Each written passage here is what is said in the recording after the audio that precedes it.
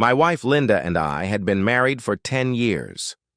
One evening, when I came home from work, she was waiting for me with a serious expression on her face and asked me to sit down at the table because we needed to talk. From her tone, I knew it wasn't going to be a pleasant conversation. She began by saying that she hoped I knew how much she loved me and that she would never intentionally destroy our marriage. I immediately felt a chill, because conversations that start like that rarely end well. I looked at her and asked, "But?" She took a deep breath and continued. "As I said, I love you and want to grow old with you. But I've decided that I want to have a lover." I was stunned. I hadn't expected this turn of events at all and couldn't accept the idea. "Let's get this straight," I asked. "You love me, you don't want to destroy our relationship, but you want to sleep with someone else?" "That's too harsh," she replied. "I've met someone I want to have sex with. It will just be casual, and I will always be honest with you. I love you so much that it won't affect my feelings for you. If you love me as much as you say you do, you will let me do this. I feel like I need this." She even smiled when she said it. I couldn't believe what I was hearing. "I don't understand why you think you need this, and I can't imagine how you can believe it won't affect us." "Have you already made plans with him?" I asked. She confessed, "We're tentatively planning to go away for the weekend next weekend." I asked her to be honest. "How would you react if I asked you the same thing?" I could see she was thinking hard. She didn't want to tell me the truth because she would go crazy if I ever asked her to do that. "I think I would agree if you promised it wouldn't affect us," she lied. "You know very well that the mere mention of it would drive you crazy," I replied sharply. She looked surprised and said, "I didn't expect you to get so angry. I believed you loved me enough to let me do something that means so much to me." "Whatever you've been smoking, it's illegal," I said coldly. "Did you think I'd just say okay and wait for you while you spent the whole weekend with him?" "Maybe I didn't think it through," she admitted. "You thought?" I interrupted sharply. "Did you even think about my feelings? If I said no, would you still go?" "I don't know. I didn't think you'd say no." "You didn't think at all," I told her. "I need a few days to think about this. Let's talk on Sunday afternoon when I've had a chance to think it over." I got up and went to our bedroom to start moving my things to the guest room. "What are you doing?" she asked. "I don't want to sleep in the same bed with you while you're thinking more about him than me," I said, and slammed the door. I hardly slept that night, but I came up with a plan. I knew that if she went through with it, our marriage would be over. The next morning, I left the house at the usual time without speaking to her. I called work and said I needed 2 days off for personal reasons, then went out and bought 3 voice-activated tape recorders. I hid one near the phone, one in our bedroom, and one in her car. I also bought a device to listen in on phone calls and installed it on our home phone. Since her cell phone was registered in my name, I easily got copies of her calls from the operator. I looked through her email and found an account I didn't know about, but the password was easy to guess. After reading it, I found a lot of evidence.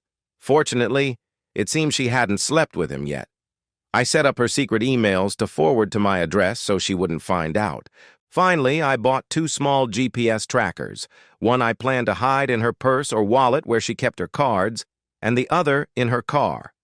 The last thing I did that day was to check her phone for messages later that evening and install the trackers. From her emails, I learned that her lover was Frank Jones, her colleague. They had planned their upcoming weekend in detail, so it was clear that she didn't care about my opinion. On Friday, I visited a leading divorce lawyer, explained everything to him, showed him the letters, phone records, and my plan to obtain audio evidence. He said that a divorce on the grounds of adultery would be straightforward, and that he could also file a claim against Frank for destroying my marriage. He advised me to gather as much evidence as possible. That evening, when Linda came home, I completely ignored her. When she made dinner, I just left and went to a bar to have dinner and a couple of beers. When I returned, she tried to talk to me, but I went straight to the guest room and slammed the door shut. I decided that if she canceled her plans, there might still be hope. But if she went with him, it would be over between us. I didn't talk to her all weekend until Sunday afternoon when I told her it was time to talk. We sat down in the kitchen. I spoke first. You probably noticed that I'm not happy with your proposal. I've thought about it a lot, and I don't see how I could agree to it. You believe it won't affect our marriage, but it already has. She said, I can see you're angry, but if you looked at it from my point of view, maybe you'd be more open. I've tried to look at it from your point of view, but it won't do any good. My answer is no. How can you be so selfish? She asked. If you love me, I'm selfish? Wanting to sleep with someone else while you're married is the most selfish thing I've ever heard, I replied sharply. What will happen if you do it anyway? There will be serious consequences. 10 years ago, we swore to be faithful to each other, I reminded her. I know, but I just have to do it, she insisted. Then this conversation is over. Think carefully about your decision, I told her and left the house with my laptop. At a cafe with Wi-Fi, I read her emails. She was furious with me, but told Frank she was going no matter what I said. He replied that he had already booked room 125 at the Hilton in Kansas City for Friday and Saturday. I immediately booked the same room for Thursday. They made it too easy for me. They planned a romantic dinner and dancing on Saturday, followed by sex. She told him she had bought new sexy lingerie, especially for the occasion. As I read, I ordered food and continued to follow them. Check-in was at 3 p.m., so Frank planned to pick her up at 1 p.m. to allow for a 2-hour drive. I was surprised that he was going to pick her up from our house.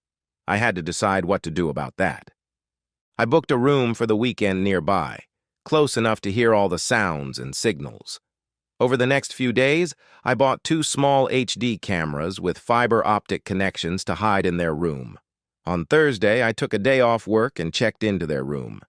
I set up all the recording devices and checked that everything was working perfectly. I was ready to get all the evidence I needed for a divorce and a lawsuit against Frank. On Wednesday, before she left, I asked her one last time to reconsider. She didn't look happy, but she sat down. Have you thought about it? I asked. Yes. I still want this, she replied flatly. This is your last chance. Please don't ruin our marriage. I'm leaving with Frank on Friday afternoon and will be back on Sunday. I hope we can get through this, she replied coldly. So you're choosing him over me, I said. That told me everything. I got up and left the room. When I returned to the guest room, I slammed the door. My marriage was over. Now, someone had to pay for it. On Thursday morning, I explained to my boss that I had finally decided to get a divorce. He was shocked but supportive and gave me as much time off as I needed. I drove to Kansas City and checked into the hotel room I had booked. I set up all the cameras and checked the feed from my laptop to make sure everything was working and set up correctly. I walked around the room to check all the angles. Everything was perfect. Then I walked down the hallway to check the range from the room I was going to use over the weekend, and it worked great too. I drove home, believing that my marriage was over. But first I had to stop somewhere. I pulled into a gun shop and bought a small can of pepper spray. I planned to use it to ruin their little romantic date. When I got home, Linda was standing in the kitchen looking at me as if she was expecting something. But I walked past her without saying a word and slammed my bedroom door. She followed me, trying to act nice, but I told her to save it for Frank, because I didn't need her pity. I turned away and she left. I hardly slept that night, but everything was ready to end it. On Friday morning, I got up and left at the usual time without saying a word to her. I went straight to my lawyer's office and signed the divorce papers. I told him I would have all the evidence by Monday and asked him to deliver the papers to her at work on Monday afternoon. I also asked him to deliver the papers to Frank at the same time, as I was suing him for alienation of family. I checked Linda's GPS and saw that she was getting her hair done. I went home, put on rubber gloves, and opened her suitcase. Inside was her new sexy lingerie. Too bad she didn't wear it for me. I sprayed pepper spray on her panties and bra cups and put them back. This is going to be interesting. Then I went to the bank and closed all our joint accounts, transferring the money to a new account in my name only. I canceled all our joint credit cards. Feeling that everything was now under my control, I went home one last time to say goodbye. It was 12:30, and I knew she was getting ready for a date. When I walked into the house, I didn't see her, so I went upstairs. There she was, standing in the sexy lingerie I had once given her. She tried to cover herself, but I told her not to be silly, because I had already seen it all. She looked good, with a new hairstyle and perfect makeup, dressed up for him. I had to tell her everything I was thinking. "Why? You look amazing today. It's a shame you never put this much effort into me." "It's not like that. I just wanted to make a good impression." "Yeah, it's more important to you that he believes you than that you ever cared about me." "I'm sorry. I just wanted to feel sexy today." "Well, you are sexy. You know I loved you with all my heart." "I know you loved me." I walked over to her, took her left hand, and removed the rings. "I loved you, but you broke my heart. I gave you this ring on our wedding day when we promised to give up all others. It meant a lot to me, but clearly not to you. I don't want the ring I gave you to be on your hand when you touch another man. The wedding ring belonged to my mother, so I'm going to keep it." I put both rings in my pocket and let go of her hand. She just stood there, shaken, but didn't argue. "I won't be here when he comes, but don't let him into my house. If you do, I'll make sure he never touches another woman again, and I'll humiliate you so badly that no man will ever look at you again. That's a promise. He's not coming into my house, do you understand?" "Yes. I won't let him in." "Good. I'll be watching." "Why are you doing this?" "Because the love of my life just threw that love away. I hope this weekend is worth it.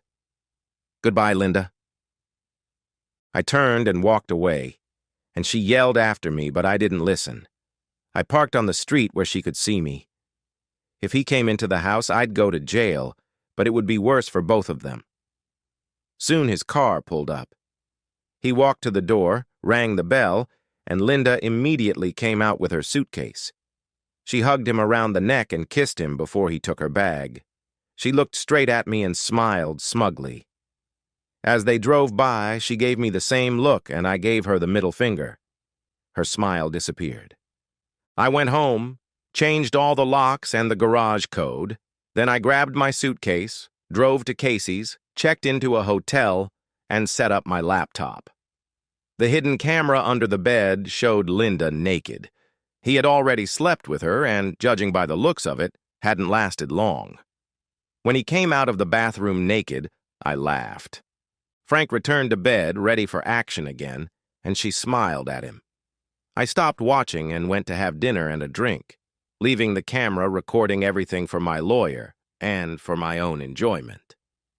When I returned, he was asleep, and she was lying there looking miserable. That sight really made me happy. After getting over the pain of losing her, I went to bed with a smile, thinking about how tomorrow would be even better. I thought about the beautiful women I had seen at the bar and how soon I would be free to pursue them. I fell asleep content, knowing that my plan was in place. I woke up feeling refreshed. After showering, I went to get breakfast, bought a snack for later, returned to my room, and called the florist. I ordered the same bouquet I had given Linda on our anniversary. There would be no anniversary, but I wanted her to remember what she had thrown away. I asked for the bouquet to be delivered at 11 a.m. The timing was perfect. They had just started having sex when there was a knock at the door. The florist delivered the bouquet, and I saw Linda's face go from pensive to furious. She picked up the phone and called me. "Hello," I answered. "How's it going?" she asked. "Not great. My wife is having fun with another man, and I'm sitting here getting angrier by the minute. Why are you asking? You don't care." I just got the flowers.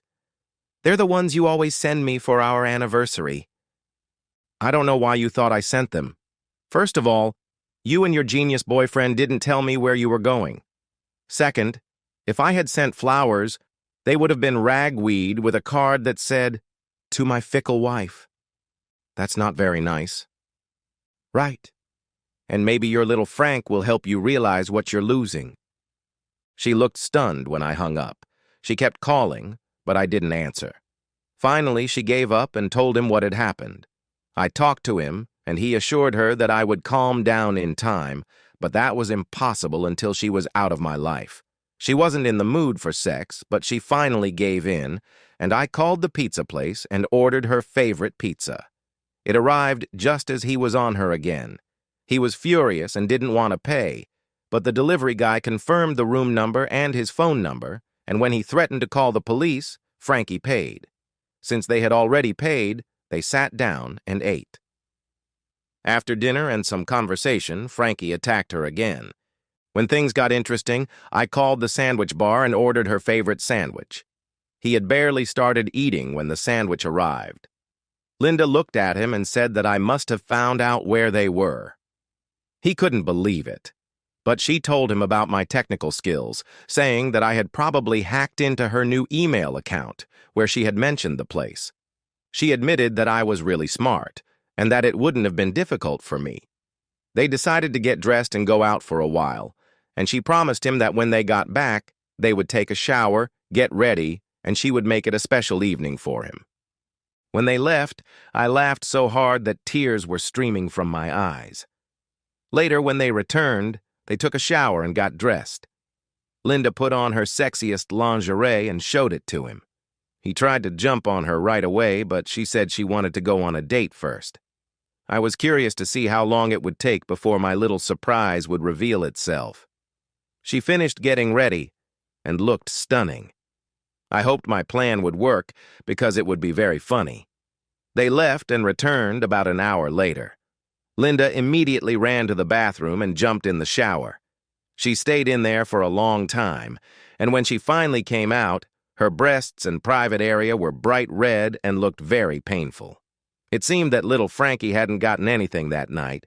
She said that maybe there was something in her new underwear that she was allergic to. Meanwhile, I was busy organizing all my video recordings and burning DVDs for my lawyer and Frankie's wife. When I finally finished, I went to bed smiling at how successful the day had been. There were definitely problems in paradise, and I was the one causing them. On Sunday morning, I got up and headed home. More torment awaited Linda when she returned. By tomorrow, it would all be over. Later, when Frankie drove her home, he didn't even bother to walk her to the door, just letting her out of the car. I sat on the couch watching football, not even paying attention to her. She announced her arrival, walked between me and the TV, and smiled coquettishly at me. "I thought you'd be happy to see me," she said. "You're not dead." "Why should I be happy?" I replied coldly. "Is that really how you feel about me? You broke my heart when you left with him, even though I begged you not to. I told you how I felt, but it meant nothing to you. As soon as you left with him, I stopped caring if you ever came back." She said she couldn't believe I felt that way, and insisted she was willing to do anything to make things right. "Anything?" I asked. "Then get down on your knees and—" "You know I can't do that." "Exactly. That shows how much your promise is worth. About as much as your promise to be faithful." She tried to tell me that she had thought about me all the way home and really wanted to make love to me that night. "Did he use a condom every time?" I asked. "No, but he's married and I can't get pregnant." "Do you really believe you're the only one he says things like that to? To me, you're damaged goods now. I won't touch you until you get a doctor's note saying you're healthy, and even then, I don't take X's." She tried to convince me that he was healthy by offering to use condoms, but I cut her off. "You believe I'm going to use a condom to sleep with my own wife after she spent the weekend with some loser? No thanks.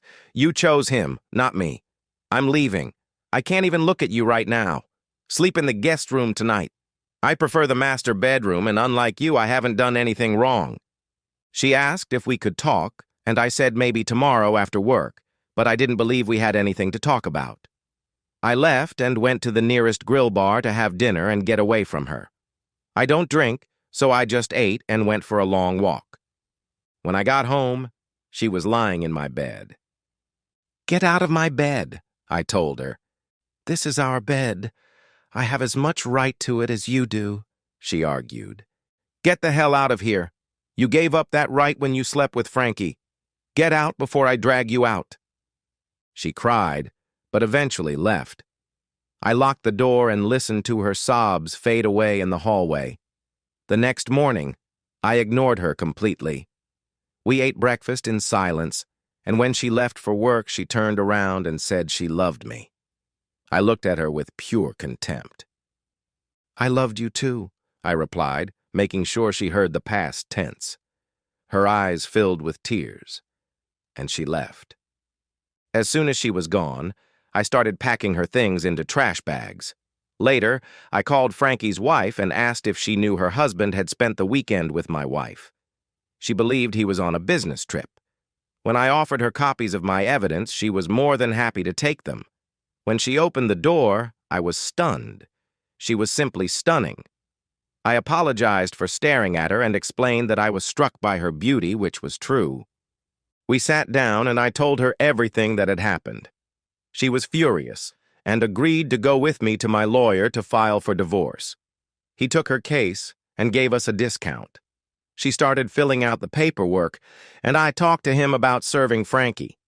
He told me that until she signed the papers, she would be protected. While the papers were being prepared, we went out to lunch. After she signed the papers, I drove her home and returned to wait for Linda's call. Around 3 p.m., she called, completely furious. "What the hell is this?" she screamed. "What is what?" I asked calmly. "I just got served with divorce papers, and Frankie got papers for some kind of lawsuit. What the hell is going on?" "It's pretty obvious," I said, not hiding my satisfaction. "I warned you that there would be consequences for what you did over the weekend, but you clearly didn't take me seriously. I couldn't imagine you would actually go through with it. Maybe you should have listened to me instead of falling for Frankie's lies." I told her I didn't want to discuss it over the phone and that we would talk when she got back. Then I hung up. I packed her things into garbage bags and threw them out into the yard, waiting for her to return. When she arrived, she pulled into the driveway and exploded with rage. I recorded everything on a voice recorder to use later if I needed a restraining order. She screamed so wildly that saliva flew out of her mouth, but I remained calm while she vented her anger. Finally, I interrupted her and said, "If you want to talk, you need to calm down. Otherwise, I'll just load your things into the car and you can leave." "I never believed you could do this to me," she sobbed. "Did I do this to you? You did this to yourself. I warned you so many times not to go down this path. I even begged you not to ruin our marriage, but you decided to do it anyway. Why did you think I wouldn't divorce you?" "But you said you loved me," she cried. "I loved you more than anything in the world. And you broke my heart.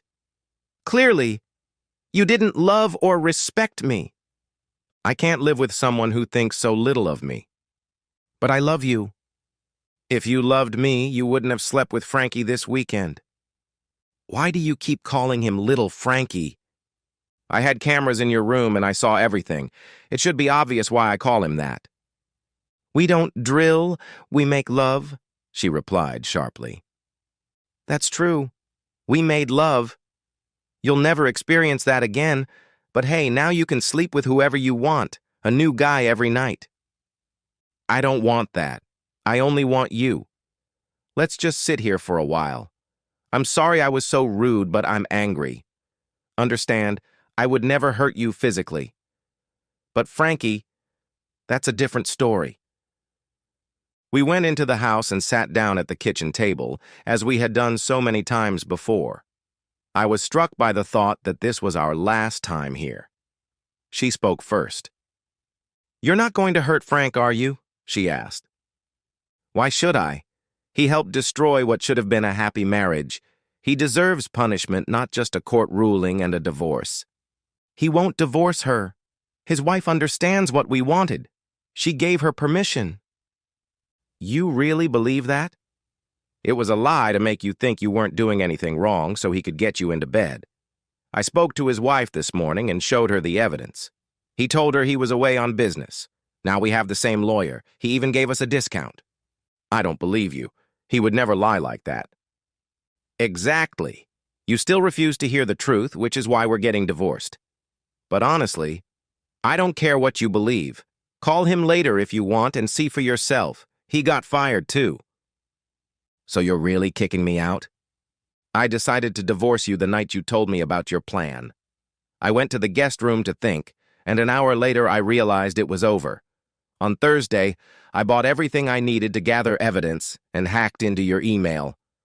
On Friday, I met with a lawyer and started the process. Why didn't you tell me then? I would have stopped.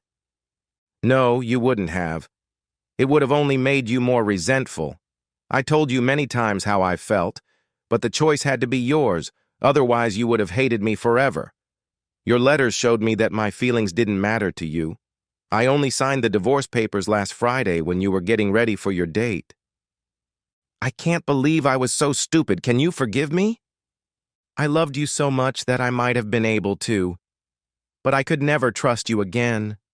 I would wait every day for you to tell me you wanted to sleep with someone else. I can't live like that. It's better to end it here. She burst into tears, and I continued. Unlike you, I've thought about this deeply. I always come to the same conclusion. I'm divorcing you and destroying Frankie just like he destroyed my marriage. You can call him before you leave and decide where to stay. Don't worry about the credit cards, they're all blocked. I left half the money in the account for you, but I took my name off it. I'll split our savings too. You can keep the car, but you'll have to pay for it. Take all your clothes and personal belongings. When you find a place to live, you can take all the furniture you need. I'm keeping the house, but if I sell it, you'll get half. It's all in the divorce papers. If you resist, I will use all the evidence, and it will destroy you. I don't want to, but I will if I have to. I won't resist. It's all my fault. I wish I could take it all back. Yeah. Do you know the difference between a cheating wife and a light bulb? No, what is it? You can turn a light bulb off. She didn't laugh. I told her it was time to go, put her things in the car while she cried, and handed her the last thing, her wedding ring, crushed with a hammer. Now it's just scrap gold. You can sell it for a decent price, I said. I kissed her forehead one last time. Goodbye, my love.